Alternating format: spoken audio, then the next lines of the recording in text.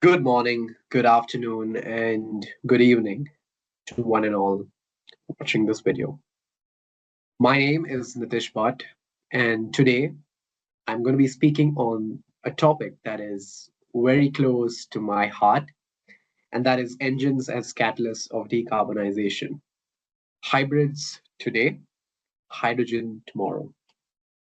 But before we jump into that, perhaps a few words on myself and the company that I work for. I currently operate as a financial and market analyst at Wärtsilä Energy, based in Singapore and focusing on the Middle East and Asia regions. Now, Wärtsilä Energy is an institution with a vision of 100% renewables future.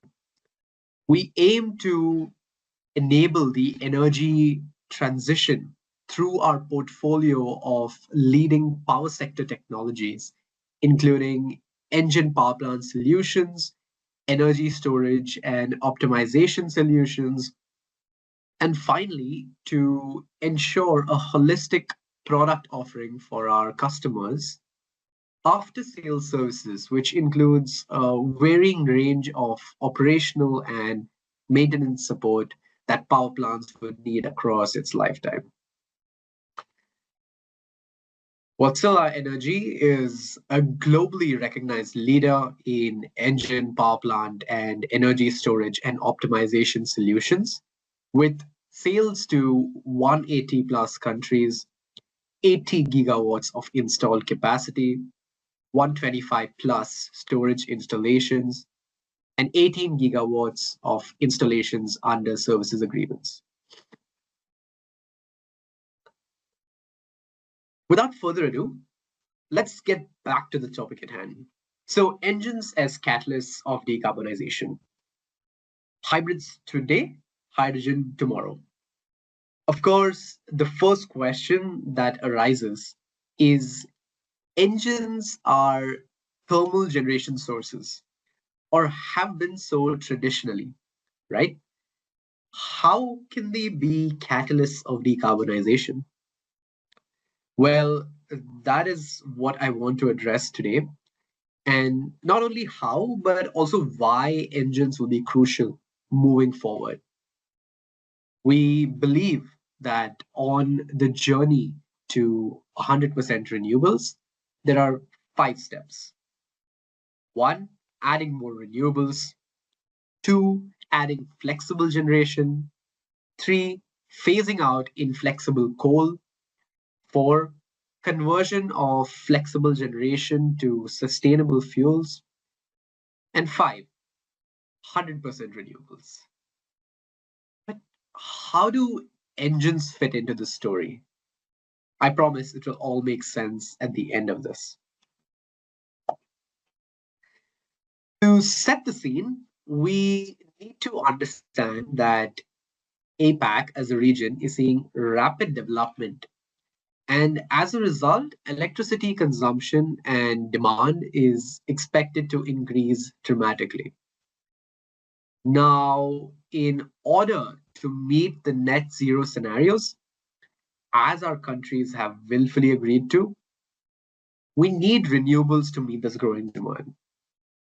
You have Malaysia looking at carbon neutrality by 2050, Indonesia looking at net zero emissions by 2060, and so on and so forth. But what does this mean? With the rapid penetration of renewables, intermittency will increase.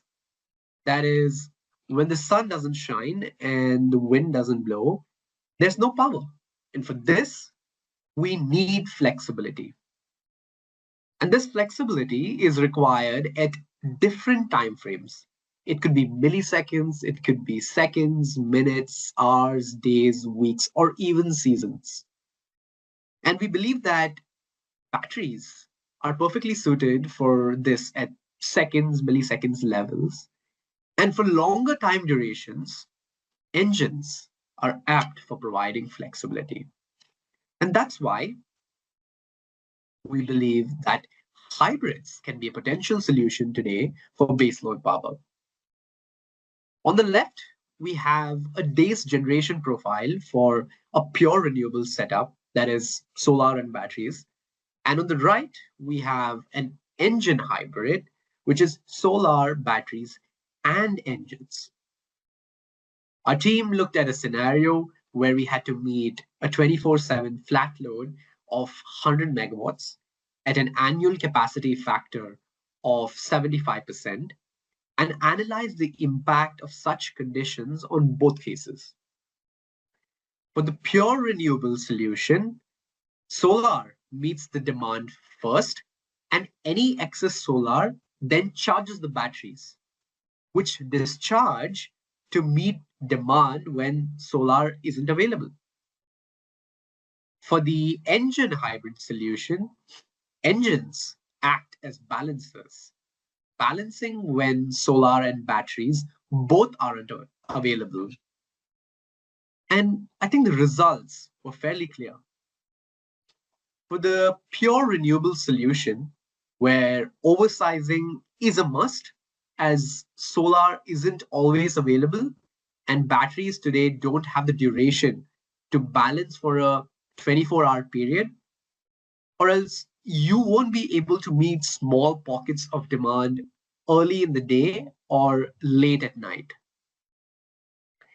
In contrast, for the hybrid solution, we don't need to oversize the renewables, as engines can kick in whenever solar and batteries don't, and can fill in the pockets of demand that the pure renewables couldn't without oversizing. So engines ensure firm capacity, and hence reliability is secured through a hybrid setup.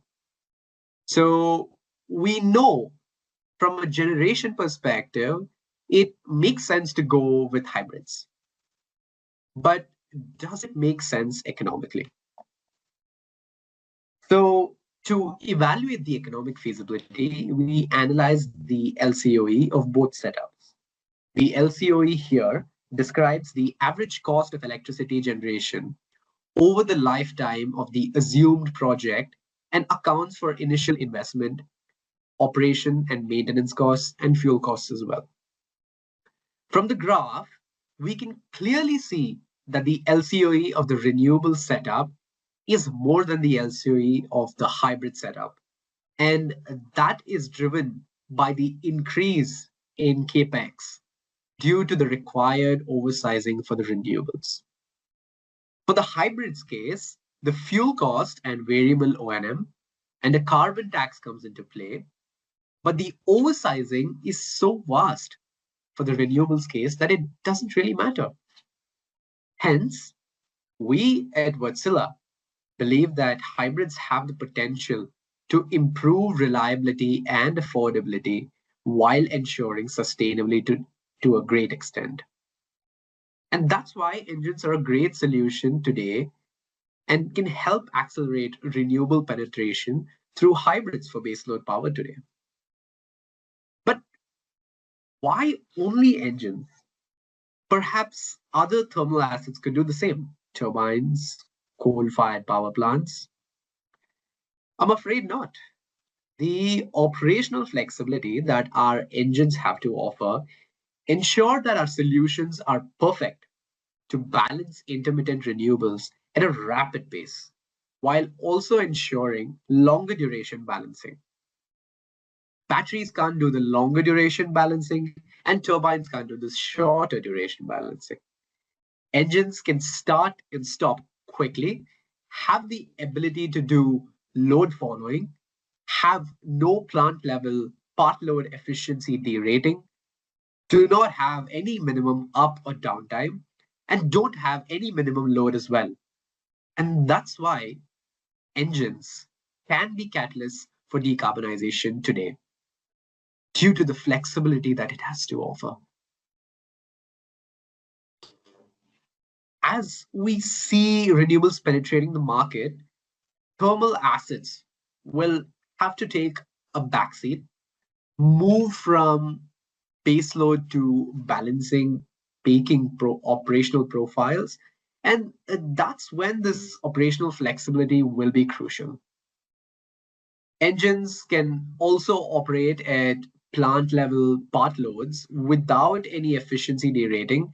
And moving forward, these engines will be able to operate on sustainable fuels as well, such as hydrogen and ammonia.